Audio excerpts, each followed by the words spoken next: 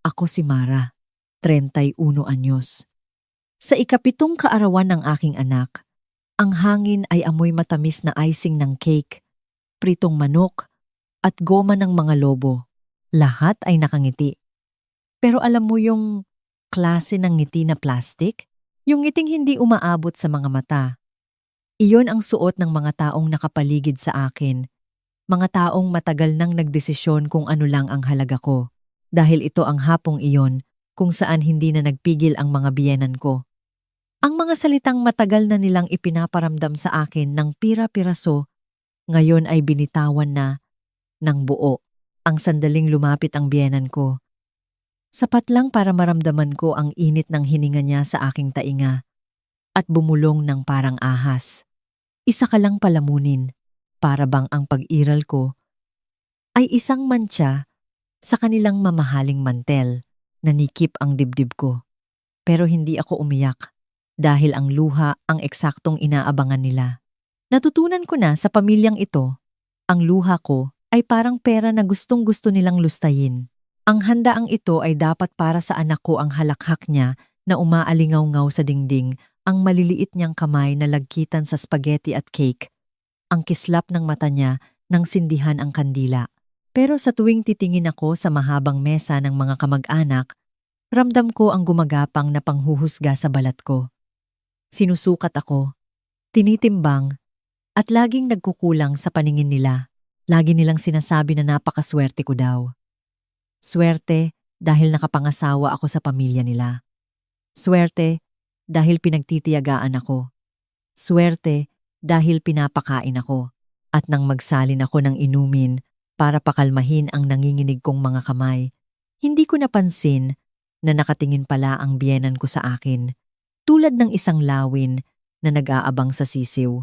Hindi ko napansin ang manipis at kontentong ngisi ng hipag ko. Tumatawa ako kausap. Ang isang kumare. Nang lumingon ako pabalik at nakita ko ito ng malinaw, hindi ako pwedeng magkamali. Ang mabilis at sanay na galaw ng mga daliri, ang pasimpleng pagkiling ng pulso, ang mahinang tap habang may kung anong maputing pulbos ang nahulog sa baso ko. Biglang nag-ingay sa utak ko ang lahat ng kwento ng paghihiganti na napanood ko sa mga teleserye. Sa birthday party ng anak ko, nakita kong nilagyan ng biyenan ko ng pulbos ang inumin ko. Kaya tumayo ako, nakangiti, at iniabot ang baso sa maldita kong hipag. Ininom niya ang dapat sana ay para sa akin. Pero hindi ito headline sa dyaryo. Ito ang buhay ko, party ng anak ko. Nanuyo ang lalamunan ko nang mapagtanto ko kung gaano sila kadesperadong ipaalala sa akin ang lugar ko. Hindi ako sumigaw, hindi ako gumawa ng eksena. Dahil sa halip na matakot, mas naging matalas ang isip ko. Nakita kong sumulyap ang biyenan ko sa akin, na parang hinahamon akong mag-react, hinahamon akong gumawa ng iskandalo, para matawag na naman niya akong madrama, baliw, o walang utang na loob mga etiketa na lagi niyang idinidikit sa akin kapag ipinagtatanggol ko ang sarili ko. Ang alaalang binulong niyang palamunin ay nag-aapoy pa rin sa isip ko. At bigla, lahat ng pangiinsulto ay luminaw. Bawat sandaling sinumbat nilang binubuhay lang ako ng anak nila. Bawat sandaling binibilang nila ang ibinigay nila, pero binabalewala ang isinakripisyo ko. Ang mga gabing puyat ako sa may sakit na bata, habang mahimbing silang natutulog. Ang mga pagkaing niluto ko, ang mga ngiting pinilit ko para lang sa pakikisama. Tumawa ng malakas ang hipag ko sa biro ng iba. Nagpapanggap na hindi napapansin ang tingin ko. Nagmamalinis habang nakatayo ng napakalapit sa baso ko. At napagtanto ko noon na hindi lang ito basta kalupitan. Ito ay entitlement, ang paniniwalang pwede nilang gawin ang lahat sa akin at lulunukin ko lang ito. Sa literal at figuratibong paraan. Tumigil ang panginginig ng mga kamay ko na parang may kung anong click na umayos sa loob ko. Isang kalmadong pakiramdam na mas nakakatakot pa kaysa sa panic. Hinawakan ko ang baso. Damang-dama ang lamig nito sa palad ko. Iniisip ang mukha ng anak ko. Kung ano ang mangyayari kung ininom ko ito at kung paano hinuhubog ng mga ganitong maliliit na sandali ang kinabukasan ng isang bata nang walang nakakapansin. Dahan-dahan akong tumayo. Bahagyang tumahimik ang paligid, narinig ang pag-urong ng mga upuan at paghina ng kwentuhan. At ngumiti ako, iyong klaseng ngiti na parang baluti. Ang ngiting isinusuot mo kapag nagpasya ka nang tapos ka ng magmakaawa. At naglakad ako palapit sa hipag ko. Kumakabog ang dibdib ko, pero matatag ang hakbang ko. Ito na. Totoo ito. Nangyayari ito. At wala nang atrasan. Iniabot ko ang baso at nagsabi ng isang bagay na magaan. Walang mali siya. Isang bagay na hindi nila pwedeng baligtarin laban sa akin. Para sa'yo, ate. Mukhang uhaw ka na. Ang sabi ko, habang pinapanood ang pagkalito sa mukha niya. Habang nakikitang nanigas ang katawan ng biyenan ko. Habang iniabot ko ang baso, parang huminto ang ikot ng mundo. Nakita ko ang biglang paninigas ng biyenan ko. Ang takot na kumislap sa kanyang mga mata. Pero hindi siya makakilos. Isang maling salita o galaw lang, mabubuking siya sa harap ng lahat ng kamag-anak namin. Inabot ng hipag ko ang baso nang may kasamang matalas na tawa. Itinaas ito na parang wala lang at uminom ng malalim, huminga ng maluwag ang mga tao sa paligid. Akala nila ay isang simpleng pagpapakitang tao lang ng pagkakaayos ang nangyari. Sa umpisa, walang nangyari. Nakangisi pa ang hipag ko. Halatang iniisip na natalo niya ako dahil hindi ko siya napahiya. Pero maya-maya, ang ngiti niya ay biglang nangiwi, yung parang maskara na unti-unting nahuhulog dahil masyadong matagal nang isinuot. Napahawak siya sa kanyang tiyan. Pilit na tumawa at uminom ng kaunting tubig. Pero mabilis na sumugod ang biyenan ko sa tabi niya. Sobrang bilis, sobrang balisa. Nagtatanong kung okay lang ba siya, na naging sanhi tuloy ng pagkabaling ng atensyon ng lahat sa kanila. Doon na nagsimulang tumingin ang mga tao. Alam niyo naman ang mga Pinoy na kamag-anak, amoy na amoy ang bagong tsismis.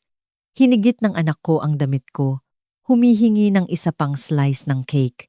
Lumuhod ako para mapantayan siya. Dahan-dahang inayos ang kanyang buhok. Dahil anuman ang mangyari sa susunod na mga minuto, ang araw na ito ay sa kanya pa rin at hinding-hindi ko hahayaang madumihan ng lason nila ang kanyang mga alaala. Sa likuran ko, narinig ko ang pag-urong ng mga upuan at ang mabilis na pagkalat ng bulungan. Ang tawa ng hipag ko ay naging pilit, naging manipis, hanggang sa mawala, nang tuluyan ng mamutla ang kanyang mukha sa hilo at pagsusuka. Biglang ang silid na laging pakiramdam ko ay laging kampi sa kanila, ngayon ay tila naging pabor sa akin. May nagmungkahing paupuin siya, may nagtanong kung ano ba ang nakain niya. Ang mga mata ng biyenan ko ay parang gustong sumunog sa likuran ko, isang tahimik na sigaw ng panunumbat at takot, pero hindi siya makapagsalita nang hindi niya ibinibisto ang sarili niya. Naalala ko ang bulong niya kanina sa tainga ko. Isa ka lang palamunin. At narealize ko kung gaano kadesperado ang mga salitang iyon. Kailangan niyang maniwala ako doon, dahil kapag tumigil na akong maniwala sa kanya, mawawalan na siya ng kontrol sa akin. Ang hipag ko ay nagtatakbo sa banyo, nasusuka at hiyang-hiya, habang ang mga bisita ay nagpapanggap na walang napapansin.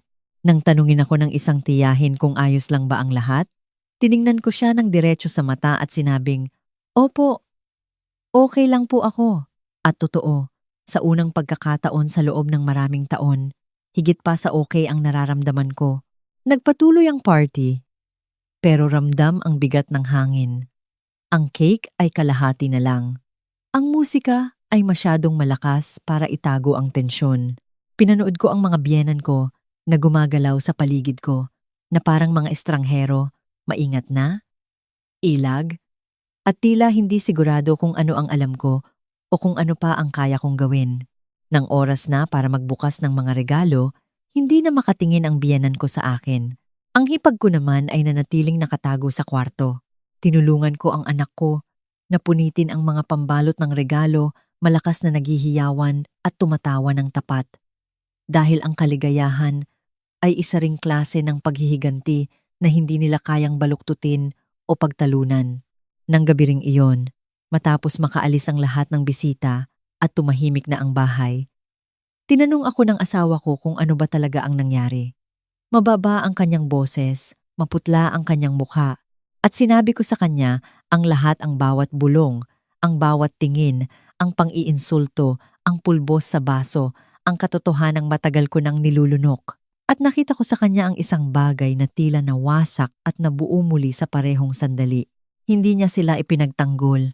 Hindi niya sinabing, hayaan na lang para sa kapayapaan ng pamilya, at iyon lang, sapat na para maramdaman kong mas malaki ang panalo ko kaysa sa anumang komprontasyon. Nang gabing iyon, matapos makatulog ang anak ko, habang yakap ang bago niyang laruan, naupo akong mag-isa sa dilim at inisip ang bawat sandali. Ang desisyong ginawa ko, ang kalmadong pakiramdam na pati ako ay nagulat. Naintindihan ko na ang dapat sana ay para sa akin ay hindi lang lason sa baso, ito ay ang panghabambuhay na kahihiyan, ang pagpapakitang wala akong halaga, ang pagsasabing wala akong kwenta kung wala sila. Pero ang ibinigay nila sa akin sa halip ay kalinawan ng isip. Tumigil na ako sa pagsagot sa mga tawag nila. Hindi na ako sumasama sa mga family reunion nila. Tumigil na ako sa pagpapaliwanag ng sarili ko sa mga taong kailanman ay hindi naman marunong makinig. Ang salitang palamunin ay nawalan na ng talab sa akin nang makita ko kung gaano nila kailangang apakan ako para lang magmukha silang matangkad. Makalipas ang ilang buwan, narinig kong iba na ang kwentong kinakalat nila na pinahiya ko raw sila, na mapanlin lang daw ako, madrama, at delikado pa nga. Pero sa unang pagkakataon, wala na akong pakialam sa bersyon ng pagkatao ko na kinakalat nila sa mundo. Dahil sa wakas, alam ko na ang tunay kong halaga. Sa birthday party ng anak ko, nakita kong nilagyan ng biyenan ko ng pulbos ang inumin ko. Kaya tumayo ako, nakangiti, at iniabot ang baso sa maldita kong hipag. Ininom niya ang dapat sana ay para sa akin. Ang sandaling iyon ay hindi lang nagpabago sa isang hapon. Binago nito ang buong buhay ko. Kaya para sa inyong mga nakakaranas ng pang-aapi, mula sa pamilyang dapat sana ay nag-aaruga sa inyo, huwag ninyong hayaang ubusin nila ang inyong halaga. Minsan, ang kailangan mo lang ay ang lakas ng loob na huwag lunukin ang lason na ibinibigay nila sa iyo.